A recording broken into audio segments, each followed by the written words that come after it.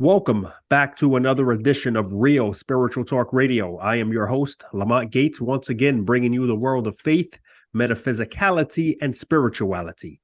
Today, my guest had a near-death experience that provided her both with a life review and a decision to make. Joining me, ladies and gentlemen, is near-death experiencer June Edward. June, welcome to Real Spiritual Talk Radio. Hi, thanks for having me. Absolutely, no problem at all. Now, June, I typically start off the show asking about the guests' past religious belief systems, if applicable. Did you have any religious belief systems you perhaps grew up with or held prior to having your near-death experience? So I came from a very dysfunctional family growing up, and apparently my mom was a medium, and I had no idea. My dad kidnapped us, the five youngest, when I was young, and told us she was crazy. But when I was growing up, my mom was looking for answers. So she would expose us to all different types of religions. So I went to a Baptist church, I went to Episcopalian, I went to Protestant. Then I was the only second grader in a Catholic school. My sister ended up following a Hindu path and became a Hindu. So I went to Catholic Mass with my girlfriends, and Orthodox Jewish, believe it or not. I went to a wedding as a small child, one of those, and I have some friends that are Orthodox that got married in one. So I was exposed to a lot of religions, and I always felt very spiritual. I always knew there was a higher power. But quite honestly, I thought the rest was all hooey. My first boyfriend was Portuguese, and his family was devout Catholic, and they would have, pray the rosary all the time and have Mother Mary in the bathtub in the front yard and the little Mother Mary statue on the dash and Jesus pictures everywhere. And I'm like, yeah, okay, it's just, it's paraphernalia, it's whatever. I didn't believe any of it. I really didn't. But once you're there and you come back, I'll tell you, it's real. So it sounds like you were well-rounded and exposed to various religions, but at the same time, none of it really stuck to you. No, never did. No, I didn't believe any of it. I really didn't. I didn't think saints, angels. I'm like, yeah, if I couldn't feel it, see it, touch it, to me, it wasn't real. Hardcore materialist almost. And with that said, why don't we move into your near-death experience? Because I believe there was a change made after this experience. But before we get into that, what was it that triggered the near-death experience to actually occur? So I injured my back shortly after I was married, around the age of 22. And I wasn't able to really get proper medical care right away for it because I found out I was pregnant almost immediately as well. And after, I spent 3 months in bed for that first pregnancy, and ended up at a neurosurgeon who told me, I needed back surgery. And I just knew if I went in for back surgery, I was going to die. And I put it off for 5 years until he told me if I wanted to have any more children, that I needed to go in and have it taken care of, or they would be picking pieces of it out of my back. So I told everybody before I went in that I really I know I'm going to die. And they just kept telling me, oh, you're just scared. Don't worry about it. I'm like, I'm telling you, I know it deep in my soul. I know I'm going to die. And sure enough, the night before my surgery, they admitted me and they do an MRI where they contrast dye. And I told them that I thought I was allergic to it because I'd had it once before for a test and I had a really bad reaction to it. I couldn't get off the table for a few hours and they just poo-pooed it off. And, it's no big deal. Everybody has that reaction. It's common. And what do I know? I'm 27. I'm not the doctor. And as soon as they injected me with it, I immediately was gone. Just gone. I was on the other side. I didn't see a tunnel. I didn't see a beam of light. I immediately was just taken there. And I could see everything that was happening. I could see everything in the hospital. I could hear the nurses in the hallway at the desk talking about what's happening. I saw the doctor go over to me first and then go over to hit the big button on the wall. I could see the other nurse come in with a crash cart. I saw him inject the IV line. I saw them using the paddles. Nothing was working. They were panicking. They tipped the bed all the way up, so my feet were up in the air and my head was hanging down, and the doctor's slapping me saying, "We can't lose you. We can't lose you." I didn't feel a thing. I'm just watching this go by. And I made it to what I now know to be the fifth dimension, which is the lowest level of heaven.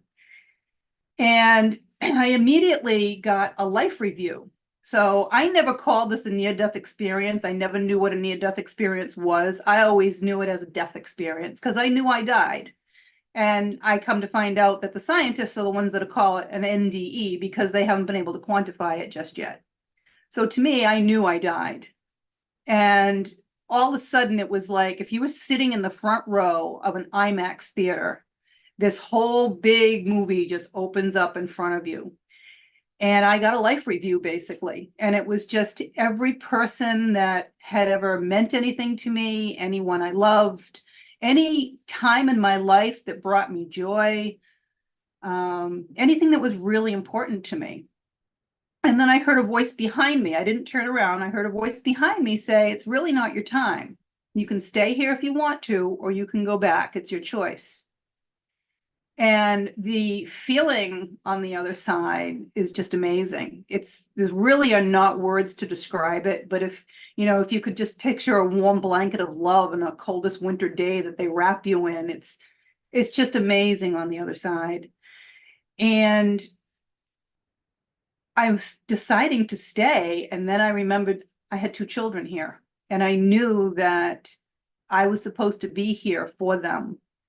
And as soon as I made the decision to come back, it was instantaneous. I was back in my body. Sounds extremely exhilarating, actually. I have a few follow-up questions for you. Many people have this, what we call out-of-body experiences, which is what it sounds you had as you were looking down at the doctors frantically moving as your body laid there. Did you tell the doctors what you saw when you came back? So when I came back, I came to, and he's like, "You're really lucky. This is not the beginning of my month, or you wouldn't be here." He goes, I found out after they were residents, not doctors, that were doing it. And had it been the beginning of his month, he would not have known that this was not a normal reaction. And I didn't say anything. I felt like saying if it wasn't my choice, I wouldn't be here. But I didn't say anything. And quite honestly, it was such an emotional experience. I couldn't talk about it for years. Every time I would talk about it, I would just get so emotional. I would just cry. It was an incredible experience. It wasn't an out-of-body experience. And now that I'm a medium and can go back and forth at will, I know the difference between them.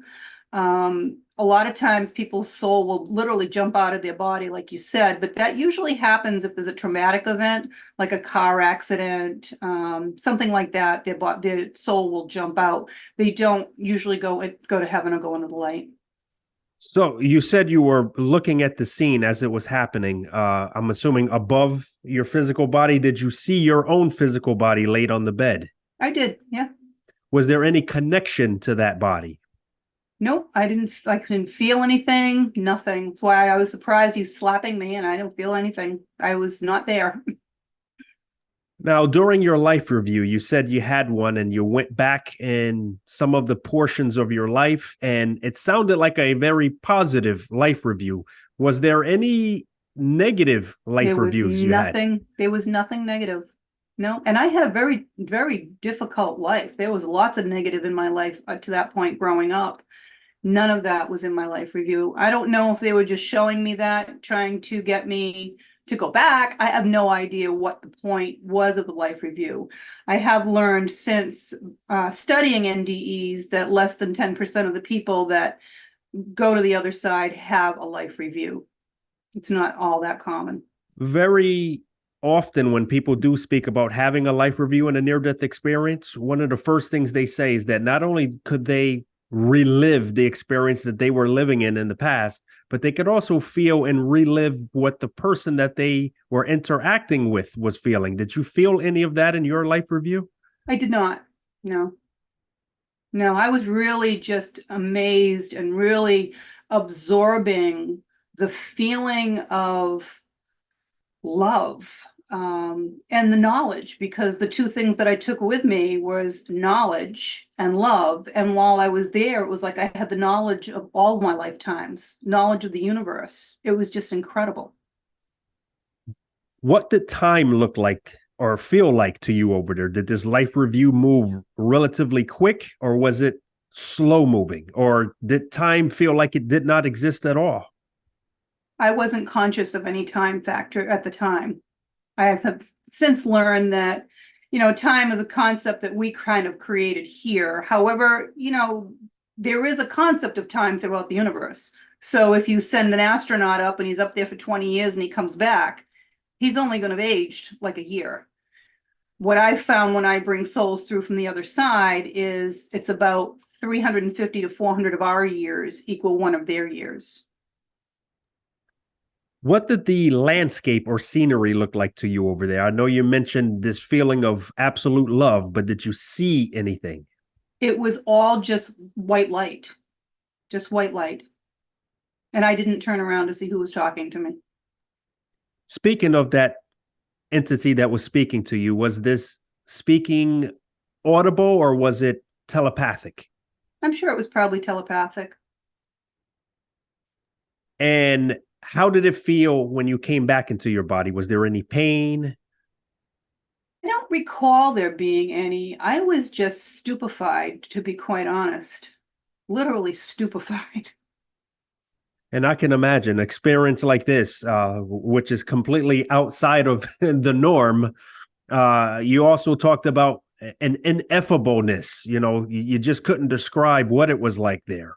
It's hard. It's really hard. Yeah. And I think you're doing your best here today. Many near-death experiencers also come back with this lack of words for where they've been. Yeah, it's just incredible. It's just, yeah, it's really incredible. Yeah. There's really, you can't, there's the highest high that you can get here is still not gonna, the most joy that you could ever have on this side still only scratches the surface of what it was like on the other side. And I think I understand very well. At the same time, I don't understand Yeah. very well because I wasn't there to feel it. And I'm the way it's described very often. I think you're right. I don't think we can. I don't think there's an ecstasy that could match where we you've haven't been. found it yet. We haven't found it yet. Would be a great drug, actually. But going back to you coming out of this, I know you said that you did not speak to anyone about it. Did you ever muster up the courage eventually at some point in your life to try to communicate? I'm sure I told my husband, but he was very, he was very nonchalant about everything to begin with. And the first person that I remember telling was my second husband when I was dating him. And that was probably maybe 2 years after it happened. And how was his response to this particular phenomenon?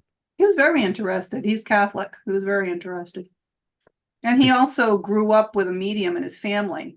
So even his mother, who was very, very hardcore Catholic, she wanted to know every detail. Absolutely. I'm sure the curiosity was completely sparked after hearing, your experience as a whole. Many near-death experiencers talk about having what's called after effects. They may come back with a lack of fear of death. They may come back much more spiritual, much more empathetic.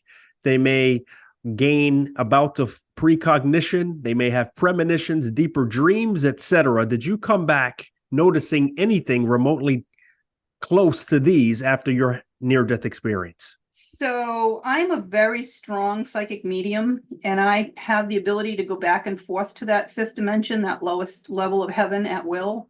And I attribute that to having died. So if you look at quantum physics, the speed of light is like 300 million miles a second. And when your soul, which is pure energy, goes into that speed of light and travels at that speed and then comes back into your body, I believe my vibration is still at such a heightened level that it makes it that much easier for me to be able to connect. I was born with psychic and mediumship abilities, but I blocked them most of my life because I was afraid of them. But coming back, I have no fear of anything, and I certainly don't have a fear of death. I hate to say I look forward to it because I want to enjoy my life and live my life and appreciate the time that I have here, but I kind of look forward to it. Yeah, I could totally get that vibe from you. We opened up the show talking about religion, and you said you really weren't that interested in it, even though you were exposed as a child to various religions. Now that you've had your near-death experience, what does the topic of religion look like to you now? So now that I have the abilities that I have to be able to talk to souls on the other side, angels, saints, archangels, they're all real. I was teaching mediumship and psychic development, and one of my students was saying that his guide was Jesus. And I'm like, okay. I'm going to go home and find out. And sure enough, I went into a meditation and I asked to talk to Jesus, and he showed up immediately, absolutely immediately. And I've learned so much more since. He's a guy, he's a ascended master, which means he was human and walked the earth, and he's there to help and teach anybody. So anybody can call on him and he will absolutely show up. So they're real. I have a thyroid issue and I have to have biopsies done every year or so, and they do 7 or 8 of them, and I don't have any anesthesia for it. I call on Mother Mary and Archangel Raphael and they show up. The first time I ever channeled an archangel in the room, I was unbelievable. They're real. They're all real. Every religion is an organization. They're all right. They're all wrong. They all have a purpose. If they bring people together, if they teach love, kindness, then they're doing their job. A lot of the stories are true. A lot of the stories aren't true because they've been translated, and we're human beings. Human beings use a lot of things for their own purpose. People don't have to believe me. It doesn't matter. When they die and go to the other side, they'll find out themselves. Although I have never seen an atheist on his deathbed. Well, believe me, I've had atheists on this show who've also had near-death experiences, and they've moving to your side. Exactly. Now, you mentioned that all religions have a piece of the truth, and I believe that was in your book as well. Why don't you talk to us about what your book contains, and first and foremost, what is the title of your book? So my newest book, which is a #1 bestseller, All's Fair in Love and Karma, talks about the 5 soul lessons that we come here to learn. And we learn much faster on this side than we do on the other side. And we learn much faster within relationship here, just because it happens to work that way. It brings out the best of us, right? But the 5 lessons that our soul has to learn in order to advance, the first one is self-worth. And we're the only one of us on this entire earth. Imagine how important you are, that you're the only one. That's very special. And it's not narcissistic and it's not selfish to put yourself first. It's where everything else comes from. If you can't take care of yourself, you're not going to be here to take care of anybody else. It also includes happiness. You deserve to be happy. Everybody does. It's your birthright. No one else can make you happy but you. And when you're happy, your happiness raises your vibration and it ping-pongs off of everybody else.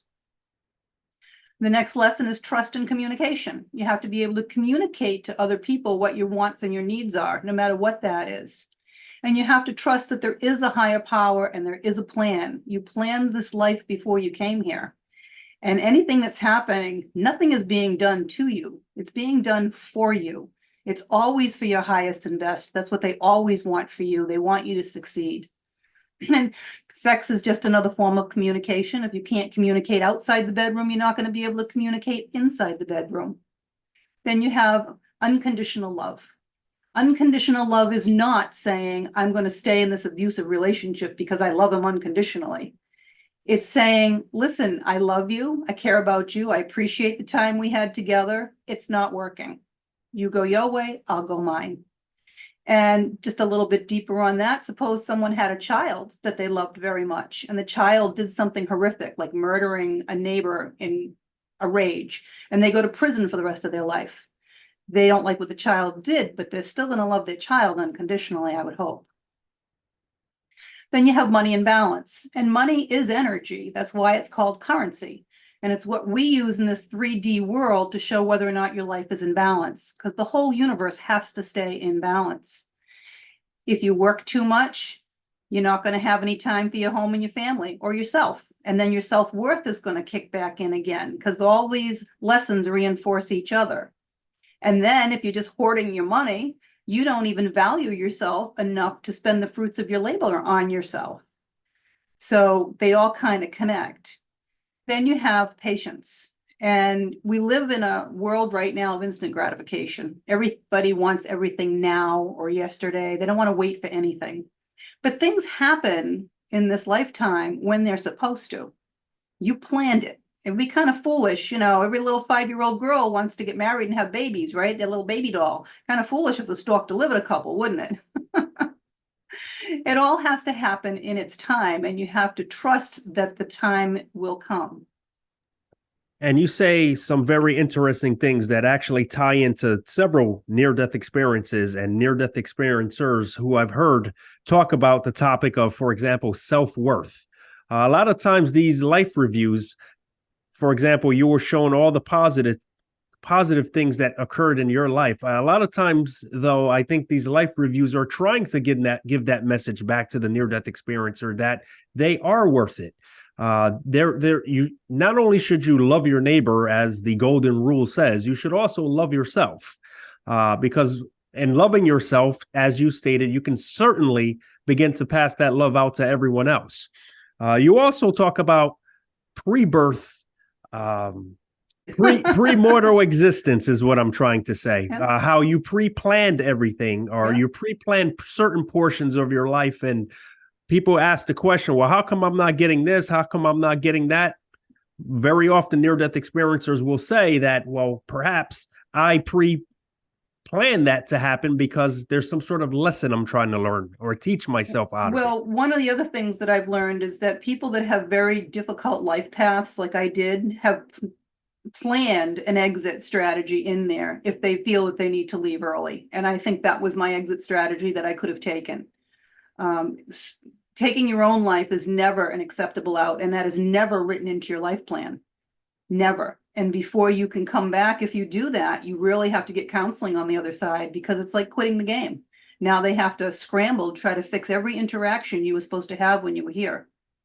And this is why I do believe personally that hellish near-death experiences after someone trying to take their life typically occurs not because the person is doomed to eternal flames and fire per se, but because there's a lesson to be learned out of it, that you are more important than you think you are. You are stronger than you think. You can get through this.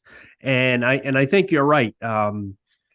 It really wasn't the purpose for you to take your life. It was the purpose for you to move through it, because ultimately you pre-planned it the way your life was supposed to go anyway. Exactly. That's what I believe. Which is taking me back now. I guess the name of your book is called All's Fair in Love and Karma. I can see it in the background there. Takes me back to the question of karma. Many near-death experiencers talk about a karmic debt that they may have to pay back because of something they have done here. Talk to us a little bit about that. So you create karma in the lifetime that you're living in. If you do something to someone and you don't make amends, you've now created a debt that you owe that person in the next lifetime or another lifetime. And the same is true of past lifetimes. If someone did something to you that they didn't make amends to, at some point forward, they're going to be in your life and you'll be able to collect on that debt. Now we go through lifetime to lifetime with the same soul groups. Every archangel has a soul group. There's hundreds of millions of souls in that soul group. But it's like playing a movie here. You'll reenact whatever it is you want to do here, and you'll write those people into your life to either pay, and it has to do with learning your lessons. Say you cheated on someone in a past life, you had no remorse for it. They'll come back in this lifetime, in one of your lifetimes, and it'll be a reverse situation. So you can feel what it was like because you had no remorse, and you'll understand why what you did wasn't appropriate. It's that type of a thing. So in other words, there is an eye on you. You're not escaping anything. No, you're not. Well said. Well said. Very wise words in your 5 Steps to Relationship of Mastery. Really appreciate those. Why don't you tell us where you can find this book? So you can find the book everywhere, Barnes & Noble, Amazon, but if you go to my website, juneedward.com, there are links to all of my books there. There are videos that you can watch. There's a free webinar on energy that you can take as well. And I will send you, if you watch the whole webinar, it'll send you directions on how to meditate properly so that you can try and get in touch with your own soul. And you can book appointments with me there as well, and lots of reviews that you can read. I'm on all social medias. Wow, sounds absolutely fascinating, and sounds like a wealth of information you can pass those out there who are truly searching for something higher and spiritual. I try. Well, you're doing a fabulous job. Well, June, I want to thank you for coming on Real Spiritual Talk Radio and sharing with us your absolutely fascinating account. Thank you for having me. I appreciate it. No problem at all, ladies and gentlemen.